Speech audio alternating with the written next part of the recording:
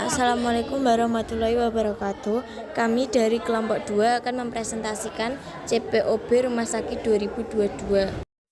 Obat adalah bahan atau panduan bahan termasuk produk biologi yang digunakan untuk mempengaruhi atau menyelidiki sistem fisiologi atau keadaan patologi dalam rangka penetapan diagnosis, pencegahan, penyembuhan, pemulihan, peningkatan kesehatan, dan kontrasepsi untuk manusia. Cara pembuatan obat yang baik selanjutnya disingkat CPOB adalah cara pembuatan dan atau bahan obat yang bertujuan untuk memastikan agar mutu obat dan atau bahan obat yang dihasilkan sesuai dengan persyaratan dan tujuan penggunaan. Selanjutnya, sertifikat CPOB adalah dokumen sah yang merupakan bukti bahwa industri farmasi atau sarana telah memenuhi persyaratan CPOB dalam membuat obat dan atau bahan obat. Selanjutnya, rumah sakit adalah institusi pelayanan kesehatan yang menyelenggarakan pelayanan kesehatan perorangan secara paripurna yang menyediakan pelayanan rawat inap, rawat jalan, dan gawat darurat. Dan manajemen resiko adalah aplikasi sistematis terhadap kebijakan manajemen mutu, prosedur, serta penerapan sampai tugas penilaian pengendalian, komunikasi, dan peninjauan resiko. Selanjutnya, temuan adalah ketidaksesuaian atau non-konformitis terhadap suatu ketentuan yang berlaku. Dan temuan sistematik adalah temuan yang terdapat pada seluruh aspek pengelolaan obat di fasilitas pelayanan kefarmasian CPOB, cara distribusi obat yang baik yang dapat menyebabkan kegagalan sistem atau hanya di sebagian aspek pengelolaan obat di fasilitas pelayanan kefarmasian, namun akan menyebabkan kegagalan berulang. Petugas adalah pegawai di lingkungan badan pengawas obat dan makanan yang diberi tugas melakukan pengawasan obat dan atau bahan obat. Kepala badan adalah Kepala Badan Pengawasan Obat dan Makanan atau BPOM. Bab 1. Sistem pemastian mutu. A. Prinsip untuk melindungi kesehatan masyarakat. Produk obat harus bermutu tinggi, aman, dan efektif. Produk obat harus dibuat sedemikian rupa sehingga sesuai dengan tujuan yang ditetapkan dan mutu obat dapat konsisten sesuai dengan persyaratan yang ditetapkan. Untuk mencapai tujuan yang dapat diandalkan, seharusnya tersedia sistem pemastian mutu yang dirancang secara komprehensif dan dilaksanakan dengan benar, yang menggabungkan prinsip cara pembuatan yang obat baik seperti dijelaskan dalam pedoman ini. Sistem pemastian mutu harus didokumentasi dan terhadap efektivitasnya dilakukan pemantauan. Selanjutnya, B. Pemastian mutu. 1.1. Pemastian mutu ada totalitas semua pengaturan yang dibuat dengan tujuan untuk memastikan bahwa produk obat dihasilkan dengan mutu sesuai dengan tujuan dan pemakaiannya. Efektivitas dan kesesuaian dari pemastian mutu seharusnya diuji secara teratur. 1.2. Pemastian mutu seharusnya memastikan bahwa A. Produk obat dirancang dan dibuat sesuai dengan pengetahuan terbaru. B. Semua kegiatan produksi dan pengawasan diuraikan secara jelas dan dilaksanakan menurut prinsip-prinsip cara pembuatan obat yang baik. C. Produk obat hanya diberikan bila telah diolah, diperiksa, dan disimpan dengan benar sesuai dengan prosedur yang telah ditetapkan dan diluluskan oleh personil yang kompeten dan yang tepat, yaitu penanggung jawab dan petugas pelulusan. D. Tersedia sistem yang memadai untuk memastikan bahwa produk obat diluluskan, disimpan, dan ditangani sedemikian rupa agar mutu tetap terjaga selama masa simpan obat dan tanggal kadaluarsa setelah dibuka. E. Sistem dokumentasi tersedia dan dipelihara. Selanjutnya, C. Cara pembuatan obat yang baik. 1.3. Cara pembuatan obat yang baik adalah bagian dari pemastian mutu yang memastikan bahwa produk dibuat secara konsisten untuk mencapai standar mutu yang sesuai. 1.4. Persyaratan berikut ini seharusnya dipenuhi dalam pembuatan produk obat agar diperoleh mutu yang konsisten. A. Personil seharusnya memenuhi persyaratan yang telah sesuai dengan fungsi masing-masing, seharusnya ditanggung jawab dan kompetensi diperlukan dijabarkan secara jelas. B. Bangunan, fasilitas, dan peralatan seharusnya sesuai dengan tujuan yang ditetapkan. C. Semua proses pemastian mutu seharusnya dinilai terhadap kesesuaian masing-masing dan dijelaskan dengan instruksi dan prosedur yang ditetap. D. Proses yang berkaitan dengan pembuatan produk obat seharusnya dilakukan sesuai dengan prinsip-prinsip cara pembuatan obat yang baik sebagaimana dijelaskan dalam pedoman ini. Seharusnya tersedia catatan yang menunjukkan bahwa semua langkah yang diperlukan telah dilakukan. Dokumentasi seharusnya menunjukkan riwayat lengkap produk obat. Seharusnya tersedia penilaian terhadap mutu produk. Penilaian seharusnya didokumentasikan dan biasanya meliputi kajian terhadap dokumentasi pembuatan, perbandingan hasil tes, hasil monitoring lingkungan dan spesifikasi bila diperlukan. Penilaian dari setiap penyimpanan. Produk obat seharusnya diluluskan oleh personil yang kompeten yaitu penanggung jawab dan personil pelulusan setelah dipastikan bahwa produk obat memenuhi semua proses yang telah ditentukan. Produk obat, bahan awal dan bahan pengemas seharusnya ditangani dan disimpan agar mutu terjamin selama penyimpanan. Seharusnya tersedia pengkajian terhadap keluhan produk, penyelidikan terhadap penyebab kerusakan mutu, tindakan tepat yang diambil terhadap kesalahan proses pembuatan, serta tindakan untuk mencegah keberulangan cacat produk. Selanjutnya, pengawasan mutu. 1.5 Pengawasan mutu adalah bagian cara pembuatan obat yang baik yang berhubungan dengan pengambilan sampel, spesifikasi dan pengujian organisasi, dokumentasi dan prosedur pelulusan yang memastikan bahwa pengujian yang diperlukan dan relevan telah dilakukan dan bahwa bahan awal, bahan pengemasan serta produk antar dan produk jadi hanya diluluskan bila mutunya dinyatakan memenuhi persyaratan. Bab 2 Personalia. Prinsip. Sumber daya manusia memiliki peran penting dalam pembentukan dan pemeliharaan sistem pemastian mutu dan pembuatan produk obat yang benar. Oleh sebab itu, diperlukan personil yang kompeten dalam jumlah memadai untuk melaksanakan semua tugas. Tanggung jawab dari tiap personil harus didokumentasikan dan dipahami oleh masing-masing personil. Setiap personil seharusnya memahami prinsip cara pembuatan obat yang baik dan sistem pemastian mutu, serta memperoleh pelatihan awal dan pelatihan berkesinambungan, termasuk mengenai instruksi higien yang berkaitan dengan pekerjaannya. Selanjutnya, B. Persyaratan umum.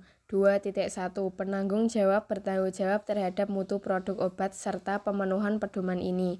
Beberapa tugas dapat didelegasikan kepada personil yang terkualifikasi. Misal tugas pelulusan, tugas pengawasan produksi. Seharusnya ditunjuk seorang wakil bila penanggung jawab tidak dapat hadir atau berhalangan. 2.2 Penanggung jawab seharusnya seorang apoteker yang terdaftar dan terkualifikasi, memperoleh pelatihan yang sesuai dalam bidang pembuatan obat dan keterampilan manajerial.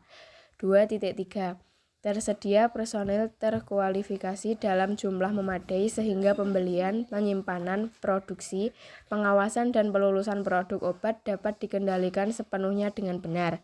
2.4 Tingkat kompetensi personil yang dibutuhkan bergantung pada tugas yang diberikan. Persyaratan dari tiap aktivitas ditetapkan oleh organisasi. 2.5 Tersedia struktur organisasi yang menunjukkan struktur pelaporan. 2.6 Tugas dan tanggung jawab dari setiap personil, termasuk wakil, seharusnya ditetapkan dalam suatu uraian fungsi atau uraian tugas. C. Pelatihan dan pendidikan lanjutan. 2.7 Pelatihan seharusnya diberikan kepada setiap personil baru mengenai semua bidang yang terkait dengan pemenuhan tugas mereka.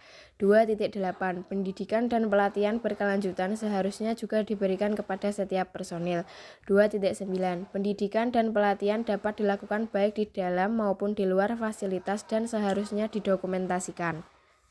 D. Higien. 2.10 Seharusnya tersedia instruksi perilaku higienis dan cara berpakaian yang tepat serta pelatihan terhadap personil mengenai penerapan higien perorangan dan cara berpakaian.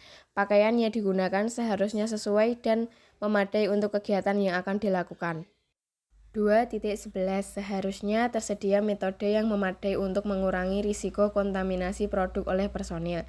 Tiap personil yang mengidap penyakit menular atau menderita luka terbuka seharusnya memberitahukan kepada penanggung jawab, yang kemudian memutuskan apakah personil tersebut layak untuk melakukan aktivitas di area pembuatan atau mengambil langkah-langkah perlindungan khusus yang perlu dilakukan untuk menghindarkan kontaminasi produk.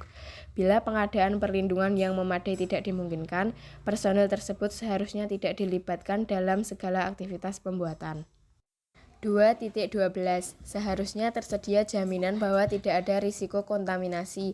baik terhadap personil maupun terhadap produk. Seharusnya makan, minum, atau merokok hanya diperbolehkan di area tertentu dan dilarang dalam area pembuatan. 2.13. Seharusnya tersedia tindakan pencegahan yang memadai untuk menghindarkan persentuhan langsung antara personil dengan produk. Terhadap produk obat yang memiliki risiko tinggi terhadap kontaminasi mikrobiologi, seharusnya dilakukan upaya perlindungan tambahan. Misal penggunaan pakaian khusus untuk produk steril, bolehkan. Bab 3. Bangunan dan fasilitas. A. Prinsip bangunan dan fasilitas seharusnya sesuai untuk kegiatan yang ditetapkan dan seharusnya tidak menimbulkan risiko apapun terhadap mutu produk. B. Persyaratan umum. 3.1. Bangunan dan fasilitas seharusnya dirancang, dibangun, digunakan, dipelihara, dan ditingkatkan dengan tepat agar pelaksanaan kegiatan pembuatan dapat dilakukan dengan benar dan memperkecil risiko kesalahan. Kapasitas bangunan dan fasilitas seharusnya memadai untuk memungkinkan alur kerja yang logis dan pemisahan yang tepat antar kegiatan. 3.2. Bangunan dan peralatan dengan desain sedemikian rupa serta teknik bekerja hati-hati dan sesuai seharusnya digunakan sehingga memperkecil risiko kontaminasi atau misal dari kontaminasi silang atau kumulasi debu dan kotoran. Desain seharusnya memungkinkan pembersihan menyeluruh. Perhatian khusus seharusnya diberikan pada saat pengambilan sampel, pembersihan peralatan atau pada kondisi tertentu ketika didesinfeksi setelah perbaikan atau perawatan. 3.3. Seharusnya tersedia prosedur yang memadai untuk pengendalian serangga dan hewan lain atau pengendalian hama. 3.4. Aktivitas pencucian dan pembersihan seharusnya tidak menjadi sumber pencemaran. 3.5. Area produksi, penyimpanan, dan pengawasan mutu seharusnya hanya dapat diakses oleh personil yang berwenang. 3.6. Kondisi lingkungan atau suhu kelembapan cahaya selama produksi, pengawasan mutu, dan penyimpanan atau termasuk penyimpanan dingin seharusnya ditetapkan, dipantau, dan bila perlu dikendalikan. Hasil pemantauan seharusnya didokumentasikan, dinilai, dan disimpan. Seharusnya diambil tindakan korektif yang memadai ketika kondisi berada di luar batas yang ditentukan. 3.7. Semua area seharusnya bersih, tertib, dan memiliki penerangan yang baik. C. Area produksi. 3.8. Seharusnya diadakan pemisahan yang memadai antara area produksi dan kegiatan lain.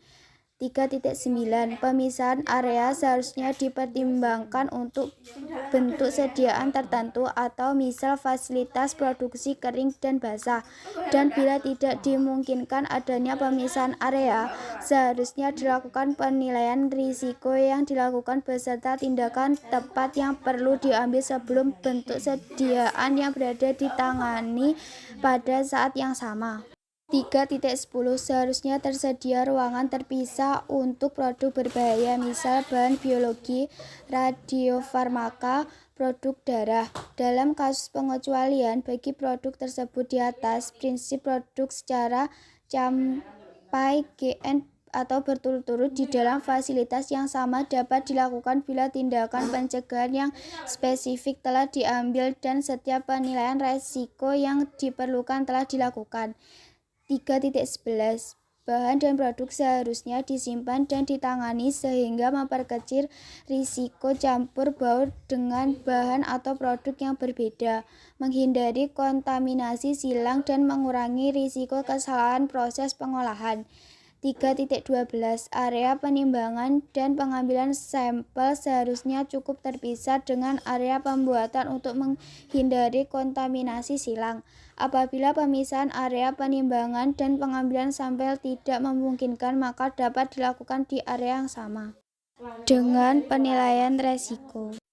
D. Area penyimpanan. 3.13.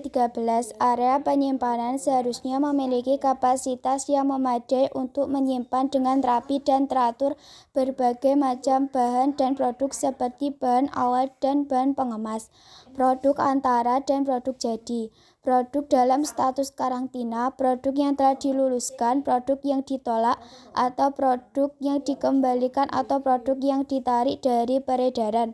ruang area penyimpanan memiliki akses terbatas hanya untuk personel yang berwenang. 3.14 Bahan awal dan bahan pengemas seharusnya disimpan di luar area produksi, kecuali cukup terpisah dengan area pembuatan. 3.15 Bahan dan produk yang sedang dalam status karantina ditolak, dikembalikan atau ditarik dari peredaran seharusnya disimpan pada area terpisah dan area tersebut seharusnya diberi penandaan yang jelas. 3.16 Kondisi penyimpanan atau misal suhu kelembapan relatif yang diperlukan agar tidak mempengaruhi materi atau mutu produk seharusnya ditentukan, dipantau, dan diawasi. Kondisi tersebut seharusnya dipertahankan pada seluruh area penyimpanan. Area penyimpanan seharusnya dilengkapi dengan perekam atau perangkat pemantau lainnya yang dapat mendeteksi kondisi penyimpanan sehingga ketika kondisi berada di luar persyaratan, tindakan yang tepat dapat diambil dengan segera. Area pengawasan mutu. 3.17 Secara umum, kegiatan pengawasan mutu seharusnya dilakukan di area khusus kecuali bila tidak dimungkinkan, maka seharusnya tersedia langkah-langkah untuk menghindari kesalahan dan kontaminasi. Sarana pendukung. 3.18 Ruang istirahat dan kantin seharusnya dipisahkan dari area lain. 3.19 Toilet, ruang ganti baju, dan sarana untuk membersihkan diri seharusnya mudah diakses dan disediakan dalam jumlah yang cukup. Toilet tidak boleh berhubungan langsung dengan area produksi atau area penyimpanan. Peralatan. 3.20 Peralatan untuk pembuatan produk obat seharusnya didesain, ditempatkan, dan dirawat sesuai dengan tujuan yang ditetapkan. 3.21 Peralatan seharusnya dapat dibersihkan dengan mudah secara menyeluruh dan seharusnya disimpan dengan kondisi bersih dan kering. 3.22 Peralatan yang digunakan untuk pengukuran, penimbangan, dan pengendalian seharusnya dikalibrasi dan diperiksa fungsinya serta direkalibrasi pada interval waktu tertentu. 3.23 Peralatan yang rusak seharusnya dikeluarkan dari area produksi dan pengawasan mutu, atau setidaknya diberi penandaan yang jelas. Bab 4. Dokumentasi. Prinsip. Dokumentasi yang baik dalam bentuk tertulis maupun elektronik merupakan bagian penting dari sistem pemastian mutu. Dokumen yang mudah dimengerti dan ditulis dengan jelas lebih dapat mencegah kesalahan dibandingkan komunikasi lisan, dan adanya dokumen dapat menjamin kemampuan telusur dari produk obat yang dibuat. Persyaratan umum. Istilah dokumentasi mencangkup hal-hal di bawah ini, khususnya Spesifikasi. Seharusnya tersedia spesifikasi bahan awal, bahan pengemas, dan produk jadi yang disahkan dengan benar dan diberi tanggal. Seharusnya juga tersedia spesifikasi produk antara atau produk ruahan bila diperlukan.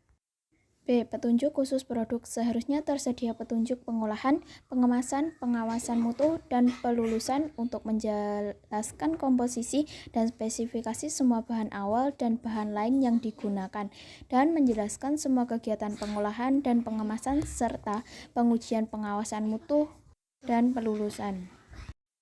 Catatan. Seharusnya tersedia dokumen pengolahan, pengemasan, dan pengawasan mutu yang menggambarkan hal-hal terkait mutu dari produk obat selama pembuatan. Prosedur umum dan dokumentasi tambahan. Instruksi pelaksanaan kegiatan standar dan bukti lainnya mendokumentasikan riwayat dan mutu obat. Misalnya, deskripsi dari penerimaan barang, pengambilan sampel. Sampel bisa berupa sampel pembanding untuk obat yang dibuat, pengujian, pelulusan, penolakan, kalibrasi, pembersihan, desinfektan, perilaku higienis, pelatihan personil, dan pengoperasian peralatan. Dokumentasi umum. Dalam penyusunan dokumen produk tertentu, misalnya spesifikasi, petunjuk dan prosedur, penilaian farmasi terhadap kerasionalan terapi, data keamanan, stabilitas, dan desain produk seharusnya dibuat sebelum dilakukan pembuatan produk. Dokumen produk seharusnya mencakup tinjauan produk, misalnya data pengujian, pengawasan mutu, data stabilitas, data validasi, untuk produk yang disimpan dalam waktu lama berdasarkan Beyond Use Date atau BD. Spesifikasi untuk bahan awal dan pada kondisi tertentu untuk bahan pengemas seharusnya mencakup nama, termasuk rujukan monografi farmakope bila ada. Deskripsi bahan. C. Prosedur pengambilan sampel dan pengujian dengan rujukan. D. Persyaratan kualitatif dan kuantitatif dengan batas penerimaan. E. Persyaratan mengenai penyimpanan dan tindakan pencegahan bila diperlukan. F. Masa simpan. Spesifikasi produk antara atau produk jadi mencakup A. Nama produk, B. Deskripsi bentuk sediaan serta kekuatannya, C. Formula atau komposisi, D. Rincian mengenai kemasan, E. Persyaratan kualitatif dan kuantitatif dengan batas penerimaan, F. Kondisi penyimpanan, persyaratan mikrobiologi dan tindakan pengamanan khusus bila diperlukan, G. Masa simpan. Prosedur 1. Prosedur pengolahan. Prosedur pengolahan seharusnya mencakup A. Nama produk, B. Deskripsi bentuk sediaan kekuatan produk, C. Ukuran batch, D. Daftar semua bahan awal yang harus digunakan dengan menyebutkan jenis dan jumlahnya, E. Pernyataan mengenai hasil yang diharapkan untuk produk antara atau produk jadi, F. Petunjuk rinci untuk masing-masing tahap pengolahan, G. Petunjuk untuk semua pengawasan selama proses dengan batas penerimaannya, H. Bila perlu, syarat penyimpanan termasuk untuk produk antara dan hal-hal yang perlu diperhatikan. 2. Prosedur pengemasan. Prosedur pengemasan seharusnya mencakup A. Nama produk, B. Bentuk sediaan dan kekuatan, C. Ukuran kemasan, D. Teks pada label atau contoh label, E. Daftar semua bahan pengemas yang diperlukan termasuk jenis, spesifikasi, ukuran, dan jumlah, F. Petunjuk rinci untuk masing-masing tahap pengemasan, G. Petunjuk untuk pengawasan sama proses dengan batas penerimaan. Bila perlu, syarat penyimpanan termasuk untuk produk antara dan hal-hal yang perlu diperhatikan. Selanjutnya catatan pengolahan dan pengemasan. Catatan pengolahan dan pengemasan seharusnya mencakup A. Informasi kualitatif dan kuantitatif dan semua bahan yang digunakan seperti jumlah dan nomor batch agar mampu telusur. B. Identifikasi produk, termasuk nomor batch dan pembuatan formula atau komposisi dan tanggal penyiapan. C. Informasi tentang semua kegiatan dan pengamatan seperti dokumentasi pembersihan, penyiapan jalur atau lens clearance, penyimbangan hasil dari tahapan pengolahan antara, pembacaan dan perhitungan, serta pengambilan sampel. D. Catatan batch untuk pengawasan selama proses dan hasil yang diperoleh. E. Inisial atau tanda tangan dari personel yang bertanggung jawab pada tahapan pengolahan dan pengawasan yang kritis. F. Setiap penyimpanan dari prosedur pengolahan yang disetujui. G. Hasil dari produk jadi. Selanjutnya, catatan pengawasan mutu. Catatan pengawasan mutu seharusnya mencakup A. Nama produk, B. Bentuk sediaan dan kekuatan, C. Nomor batch, D. Nama personel yang menyiapkan atau pemasok, E. Metode pengujian. Setiap penyimpanan dari metode seharusnya dijustifikasi. F. Hasil pengujian. Bila pengujian menggunakan pihak ketiga, dilengkapi sertifikat analisis COA termasuk tanggal pengujian. G. Tanggal kadaluarsa bahan awal. H. Inisial personel yang melakukan pengujian. I. Keputusan pelulusan atau penolakan, termasuk inisial dari penanggung jawab atau petugas pelulusan. D. Prosedur umum dan dokumentasi. Tambahan, prosedur tertulis seharusnya tersedia khususnya untuk kegiatan A. Penerimaan, pengambilan sampel, pelulusan bahan awal dan bahan pengemas. B. Pelulusan dan penolakan produk antara dan produk jadi, termasuk pelulusan darurat atau emergency release. C. Penarikan kembali produk jadi. D. Kalibrasi dan kualifikasi peralatan, misalnya autoklaf, alat sterilisasi panas kering, termometer, timbangan, alat penentu titik leleh. E. Validasi proses. F. Pembersihan, desinfeksi, dan perawatan fasilitas dan peralatan, misal alat demineralisasi air, peralatan destilasi, pendingin. G. Pelatihan personil, misal terkait dengan pelaksanaan perilaku higien. H. Pengoperasian peralatan bila perlu. I. Prosedur untuk pemantauan, termasuk pembuatan tren. J. Prosedur untuk tindakan yang diambil terhadap penyimpanan dan keluhan. K. Inspeksi diri. Seharusnya tersedia catatan terhadap kinerja kegiatan, misal dalam dokumentasi batch, formulir khusus, atau buku log. Bab 5. Produksi. A. Prinsip. Kegiatan produksi seharusnya menjamin bahwa produk yang dihasilkan memenuhi persyaratan mutu dan seharusnya dilakukan dan diawasi oleh personil yang kompeten. B. Persyaratan umum. Produksi seharusnya dilakukan oleh personil yang kompeten. Seharusnya digunakan bahan awal yang disetujui. Identitas, berat, dan volume semua bahan awal seharusnya diperiksa secara terpisah oleh personil kedua atau dengan sistem komputerisasi tervalidasi. Seharusnya tersedia fasilitas dan peralatan serta sistem dan prosedur yang diperlukan untuk mencegah terjadinya campur baur. Sistem tahapan proses yang telah dilakukan seharusnya dicatat. Peralatan dan bahan yang digunakan untuk setiap kegiatan seharusnya dengan tujuan penggunaan.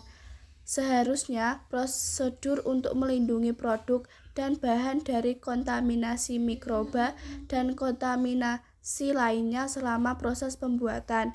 Semua produk seharusnya diidentifikasi setiap saat selama pembuatan.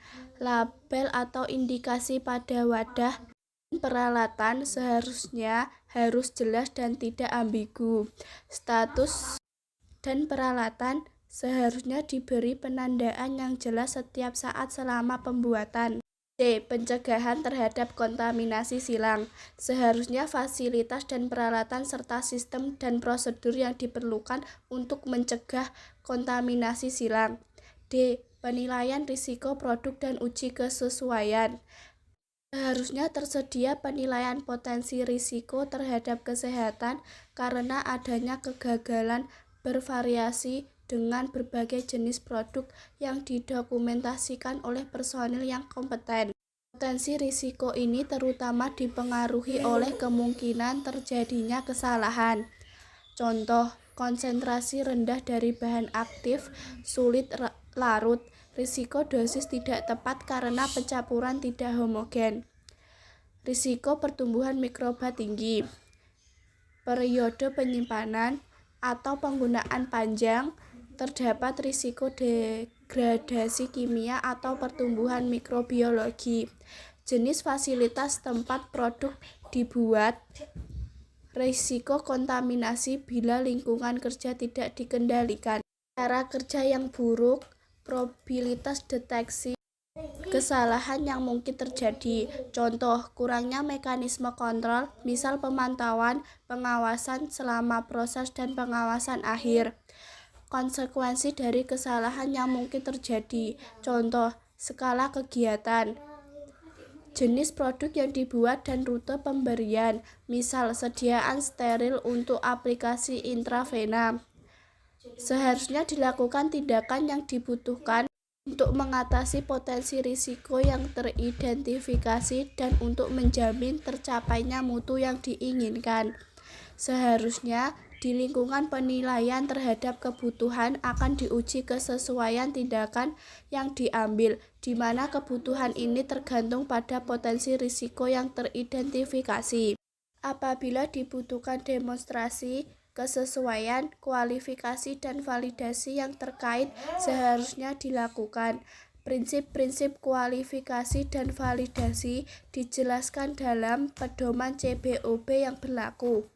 Bila proses yang sama diterapkan untuk serangkaian produk, misal pengisian aseptis, pendekatan validasi dapat dilaksanakan dengan mempertimbangkan kinerja dari suatu kasus terburuk dengan memperhitungkan kriteria yang relevan untuk semua produk terkait. Praktek ini disebut bracketing. Dampak perubahan fasilitas yang terkualifikasi, ruangan dan peralatan, dampak perubahan komposisi atau mutu bahan, dan dampak perubahan pada mutu dari proses yang seharusnya dinilai oleh personil yang kompeten terkait kebutuhan dan tingkat kualifikasi ulang atau validasi ulang sebelum perubahan dilakukan. Kesesuaian validasi yang sudah dilakukan seharusnya diperiksa pada interval yang sesuai dengan prosedur yang telah ditetapkan. Bila validasi tidak lagi dapat diterima, seharusnya dilakukan validasi ulang terhadap proses tersebut. Bahan awal. Bahan awal yang digunakan untuk pembuatan produk obat seharusnya sesuai dengan spesifikasi yang relevan. Bahan awal seharusnya disimpan dalam wadah aslinya. Bila dipindahkan ke wadah lain, wadah tersebut seharusnya bersih dan ditandai dengan informasi spesifik dari batch terkait. Mutu seharusnya dijamin selama periode penggunaan batch yang berbeda seharusnya disimpan dalam wadah terpisah.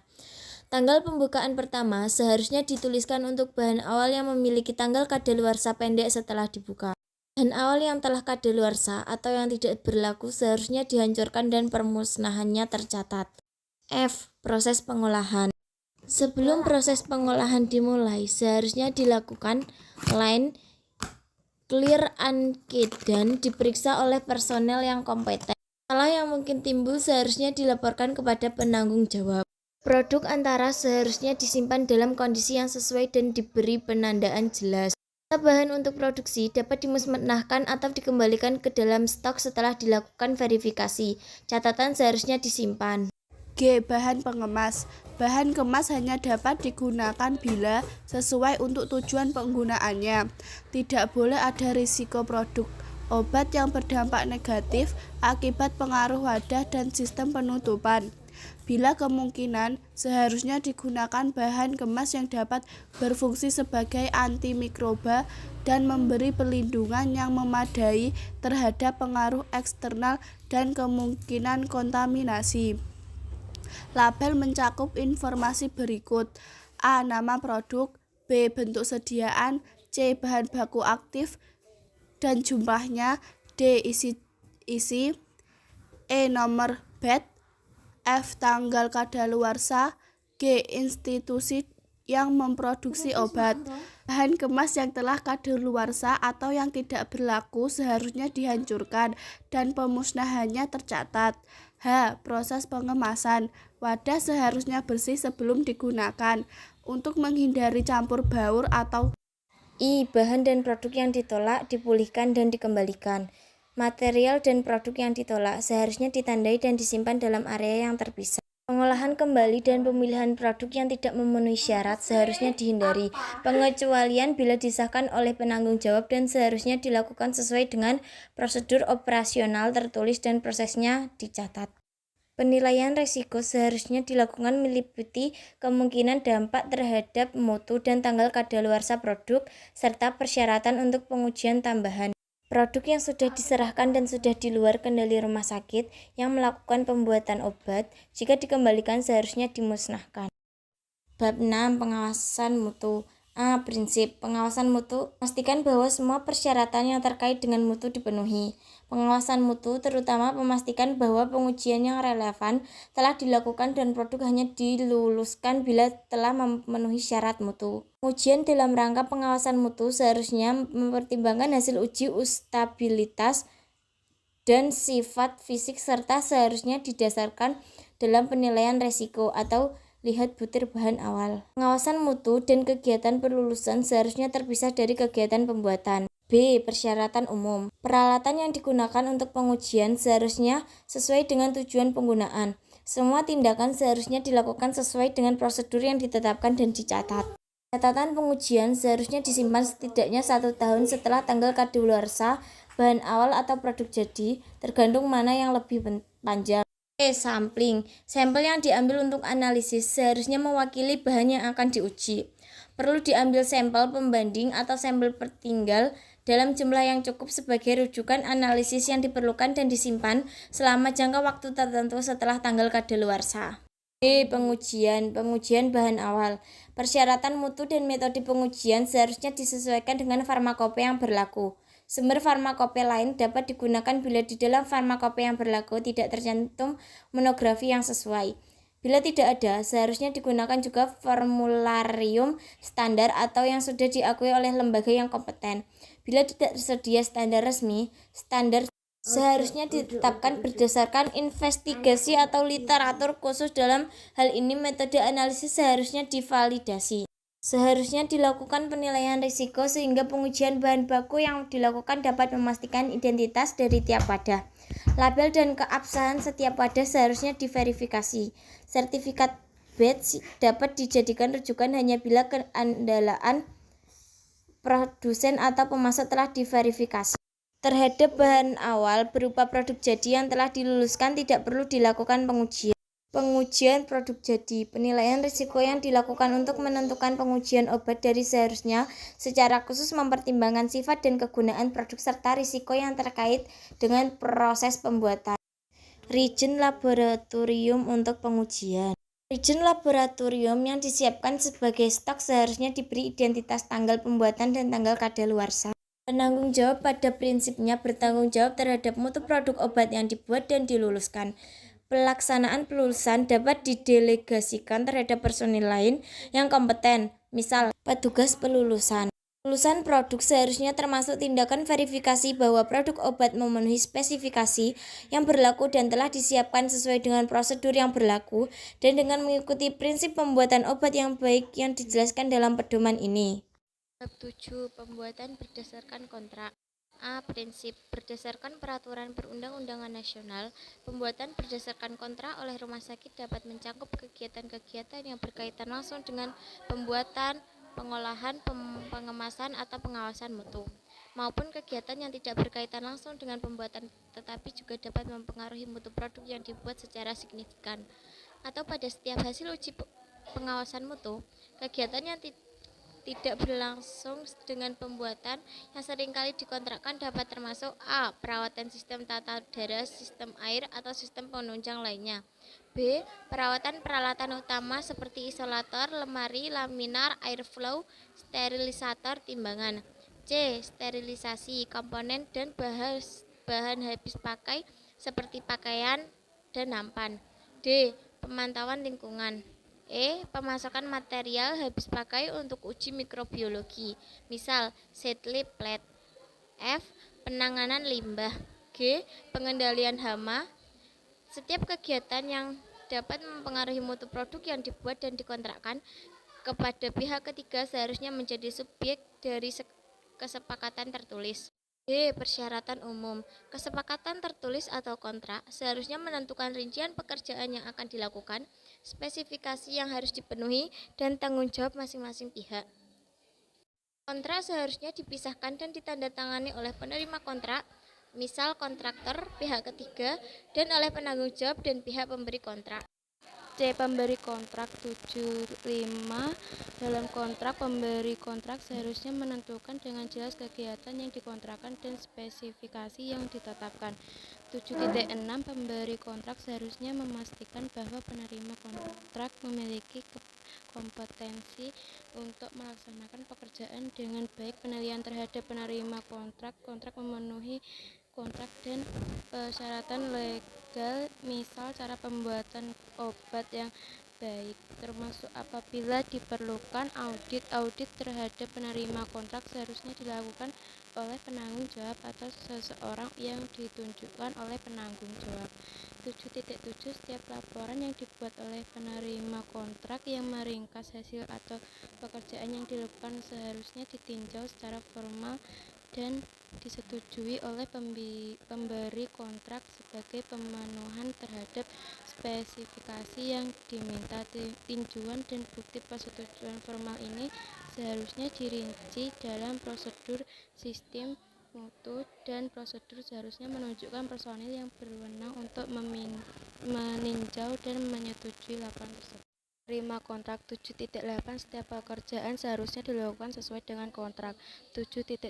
Setiap pekerjaan atau hasil yang tidak sesuai dengan spesifikasi yang ditentukan seharusnya diberitahukan kepada penanggung jawab dari pemberi kontrak. 7.10. Penerima kontrak seharusnya tidak mengalihkan pekerjaan yang dipercayakan kepada sesuai kontrak kepada pihak ketiga tanpa terlebih dahulu dievaluasi dan disetujui oleh pemberi kontrak. Peraturan yang dibuat antara penerima kontrak dan pihak ketiga seharusnya memastikan bahwa proses pembuatan dan informasi kritis disediakan kepada pihak ketiga seharusnya memastikan bahwa proses pembuatan dan informasi kritis kepada pihak ketiga dengan cara yang sama seperti yang dilakukan pada awalnya antara pemberi kontrak dan penerima kontrak. 8. Penanganan keluhan dan penarikan kembali produk. A. Prinsip. Semua kesalahan, cacat, keluhan, dan informasi lain yang berkaitan dengan masalah mutu seharusnya dikaji sesuai dengan prosedur tertulis. Prosedur penanganan produk yang cacat berat seharusnya disusun secara rinci agar penarikan kembali produk dapat dilakukan secara cepat dan efektif. B. Masalah terkait mutu. 8.1 Kesalahan, cacat, keluhan, dan informasi lain yang menunjukkan adanya masalah terhadap mutu seharusnya diinvestigasi. Langkah yang tepat seharusnya diambil untuk menjamin agar tindakan perbaikan yang dilakukan efektif. Sumber dan jenis kerusakan tidak lanjut dan diambil, dan pengujian yang dilakukan seharusnya didokumentasikan secara tertulis dan dilampirkan ke dalam catatan pembuatan. 8.2 Bila produk dilaporkan cacat, maka pemeriksaan apakah produk lainnya juga terpengaruh seharusnya dipertimbangkan dan pengiriman produk seharusnya dihentikan hingga masalah ini separuh diinvestigasi. C. Penarikan kembali produk. Terhadap produk cacat yang berisiko tinggi untuk kesehatan, seharusnya segera dilakukan penarikan kembali dan segera dilaporkan ke otoritas regulatori nasional. Seharusnya tersedia prosedur tertulis untuk menarikan kembali. Produk yang ditarik seharusnya diberi identitas dan disimpan di area terpisah untuk menghindari produk kembali disalurkan. Produk yang ditarik seharusnya dievaluasi dan ditindaklanjuti berdasarkan analisis risiko. Produk yang tidak memenuhi syarat. Sistem pemastian mutu termasuk hal-hal terkait personil, fasilitas, peralatan, dokumentasi, produksi, pengawasan mutu, distribusi produk obat, penanganan keluhan, dan pembuatan berdasarkan kontrak seharusnya diperiksa secara berkala untuk mengevaluasi penerapan prinsip-prinsip cara pembuatan obat yang baik seperti yang dijelaskan dalam pedoman ini. 9.2 Inspeksi diri atau audit internal seharusnya dirancang dengan mempertimbangkan jenis dan kompleksitas kegiatan yang dilakukan dan termasuk dalam rencana inspeksi diri atau audit internal tahunan. Seharusnya tersedia catatan dan bukti bahwa tindakan perbaikan yang memadai dilakukan. Inspeksi diri atau audit internal seharusnya dilakukan secara independen dan rinci oleh personil yang kompeten dan ditetapkan oleh pimpinan rumah sakit. Thank you.